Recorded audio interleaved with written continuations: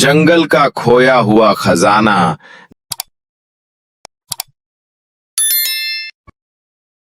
घने green leaf जंगल के बीचों बीच, जहां सूरज की रोशनी घने छत्र के बीच से मुश्किल से जमीन को छू पाती थी, दो बहादुर जानवर एक साहसिक खोज पर निकले। किंवदंती जंगल में कहीं छिपे हुए एक खोए हुए खजाने की बात करती है।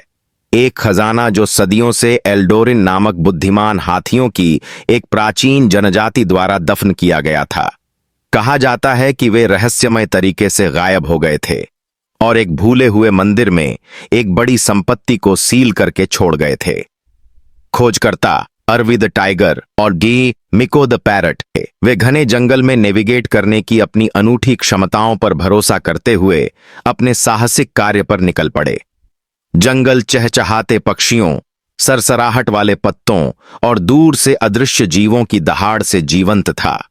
हवा नमी से भरी हुई थी और उनके हर कदम पर छोटे जीव झाड़ियों में भागते हुए निकल पड़ते थे। जैसे ही वे एक पुराने, खराब हो चुके नक्शे का अनुसरण कर रहे थे, उन्हें अपनी पहली चुनौती का सामना करना पड़ा। एक उग्र नदी जो तीखे दांतों वाले मगरमच्छों से भरी हुई थी। पार करने का एकमात्र रास्ता एक गिरा हुआ पेड़ का तना था जो काई से फिसलन भरा था।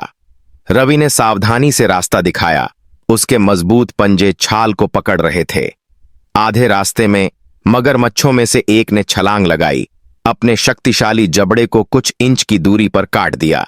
जल्दी से सोचते हुए मिको ने शिकारी की आवाज की नकल करके जानवर का ध्यान भटकाया, जिससे रवि सुरक्षित रूप से पार हो गया।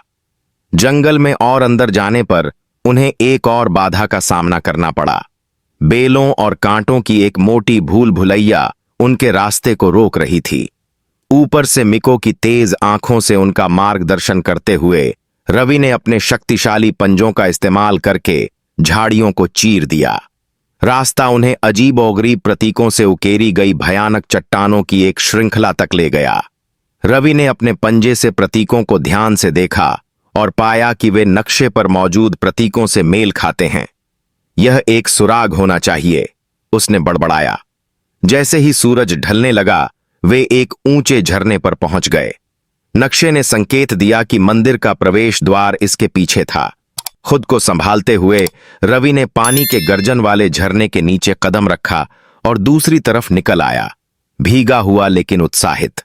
वहां फीकी रोशनी में उन्होंने मंदिर देखा, एक भव्य संरचना जो लताओं से ढकी हुई थी, जिसकी पत्थर की दीवारें गोधूली में मंद मंद चमक रही थीं। लेकिन इससे पहले कि वे अंदर जा पाते, एक धीमी दहाड़ ने उन्हें ठिठकने पर मजबूर कर दिया। चमकती आंखों वाला एक विशालकाय तेंदुआ उनके रास्ते में खड़ा था। उसकी मांसपेशियां तनी हुई थीं, जो झपटने के लिए तैयार थीं। जंगल के तौर तरीकों को समझते हुए रवि ने एक कदम आगे बढ़ाया और एक नरम, गैर खतरनाक दहाड़ लगाई। धीरे धीरे उसने अपने शिकार से मांस का एक ताजा टुकड़ा जमीन पर रख दिया। तेंदुआ ने भेंट को सूंघा, फिर उनके आश्चर्य के लिए अपना सिर झुकाया और एक तरफ हट गया। मंदिर के अंदर हवा ठंडी थी और प्राचीन पत्थर और नम मिट्टी की खुशबू से भरी हुई थी। दीवारों पर मशाल की रोशनी टिमटिमा रही थी, जिससे एल्डोरिन हाथियों की नक्काशी दिखाई दे रही थी।